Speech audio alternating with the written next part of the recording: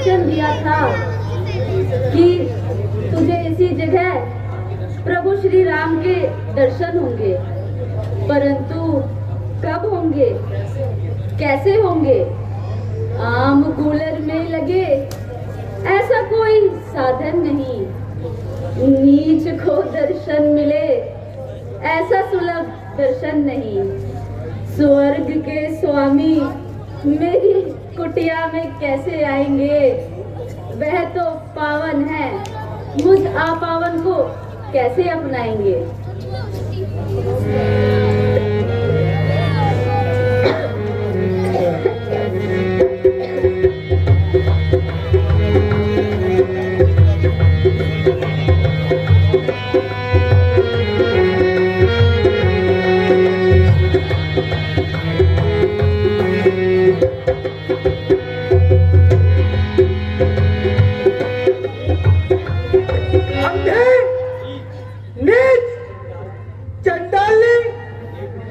देखते नहीं सामने से कौन आ रहा है?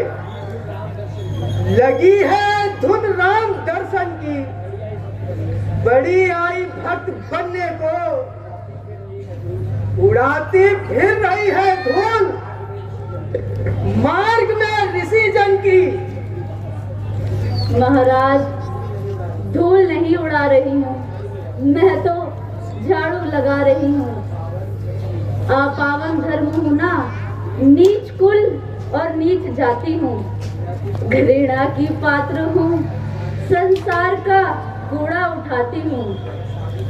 ना साधु संत सेवा का मैं कुछ अवकाश पाती हूँ, इसी कारण मार्ग में सदा झाड़ू लगाती हूँ कि रास्ता चलने वालों को कोई कष्ट ना हो जाए। जो आए साधु संत उनके पाँव में कांटा ना लग जाए। ओहो, बड़ी धर्मात्मा है, सारा धर्म तेरे ही से आया है। संसार के उपकार का सारा बीड़ा तूने उठाया है। चल बड़े हट दूर हो, बार बार के आयु बातें न कर। तो करेगी संत सेवा, द्रोप के संतों के डर। परंतु महाराज, यदि मैं भगवान भजन में ध्यान लगाती हूँ तो आपका क्या जाता है? मेरा क्या जाता है? अरे नालायक, इतना भी नहीं जानती तो भगवान को धोखा दे रही है। परंतु महाराज, राम जब पावन है तो नीच का नाम लेने से अपावन कैसे हो सकते हैं? दयालु है, दया दृष्टि इस ओर भी डालेंगे। महापावन है तो मुझ नीच को पावन बना देंगे। हाँ, बना लेंगे। अरे पगली, यदि भगवान तेरे घर आएंगे तो अपवित्र न हो जाएंगे। तो क्या भगवान नीच का कुछ नहीं लगता? केवल आपसे ही उनका नाता है। पिता है वह हम सबके और हम सब उसके पालनहार हैं। नहीं करता किसी से भेदभाव, वह हम सबके ही पालनहार हैं। अच्छा, अब तो इतना करने लगी है,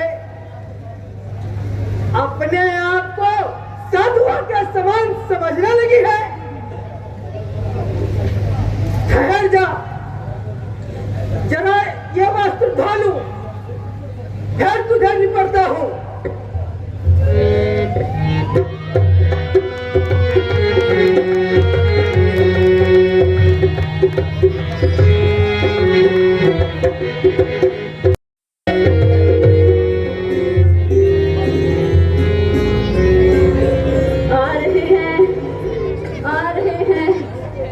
मेरे सुख के धाम इसी ओर आ रहे हैं।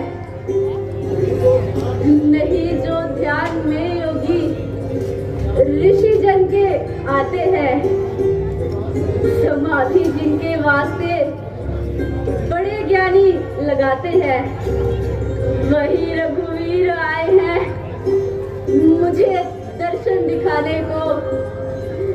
ना देखा मेरी नीच जाति को, मेरे कुल और घराने को। महाराज कहो भिल्ली, चित्त तो प्रसन्न है। महाराज आइए सुकुमार, आइए दया के भंडार। लाओ, पहले पहले आसन लाओ। नहीं नहीं, पहले चरण दबाओ। नहीं, पहले कुछ खिलाऊं। ओहो, भूल गई, पहले चरण दबाओ। क्या करूं? महाराज देवी, घबराओ नहीं, हम तो केवल प्रेम के भूखे हैं। तुम काहे इतनी चिंता करती हो? बड़ी भूल हो गई महाराज, मुझे क्षमा कीजिए। जल्दी में मैंने आपके चरण छू लिए। अब तो आपको अवश्य नहाना पड़ेगा। क्यों शबरी, ऐसा क्या हो गया? हमें हमारे छूने से तुम्हें क्यों नहाना पड़ेगा? महाराज, मुझ नीच से कोई अपना पल्ला नहीं झाड़ता है। मेरा तो रास्ता छोड़कर ये संसार भी चला जाता है। यह उनकी भूल है शबरी। मनुष्य जन्म से नहीं, कर्म से श्रेष्ठ समझा जाता है। महाराज, मैं नीच, कुजती, कुबुद्धि और अज्ञानी हूँ। मेरे से दूर रहने में ही संसार का कल्याण है। ऐसा ना कहो शबरी। जो धर्म मूल सिद्धांत को जानते हैं और वर्ण के भेद को नहीं जानते, है कोई चंडाल या ऊंचा किसी का वंश हो, आत्मा सबकी उसी परमात्मा का अंश हो। धन्य भगवान, आप धन्य हैं। आपने तो मेरा सारा भ्रम ही मिटा दिया। देवी, इसमें आश्चर्य की क्या बात है? धर्म तो नीच को ऊंचा उठाने वाला होता है। उपकार प्रभु, महा उपकार। देवी, हमें भूख लग रही है। यदि कुछ खाने को हो तो आप शीघ्र ले आए। अहो भाग्य। महाराज, क्या आप मेरे हाथ का कुछ खाएंगे? नहीं नहीं, इससे तो आप अवश्य अपवित्र हो जाएंगे। नहीं देवी, तुम कुछ भी सोच मत करो, और जो कुछ भी हो उसे ले आओ। ठीक है महाराज, मैं अभी जाती हूँ और आपके लिए मीठे मीठे बेर लाती हूँ।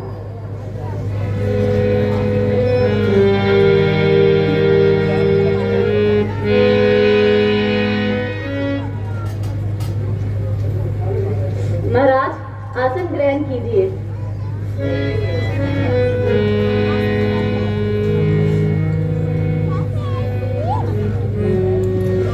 महाराज,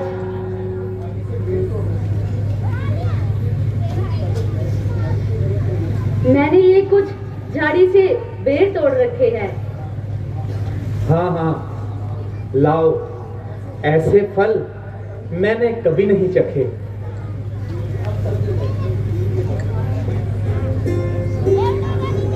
यह फल मीठा है, ये लीजिए भगवान। लाओ देवी।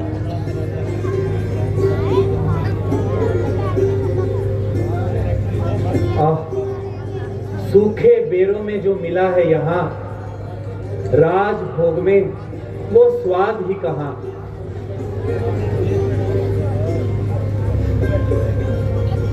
आप भी लीजिए प्रभु।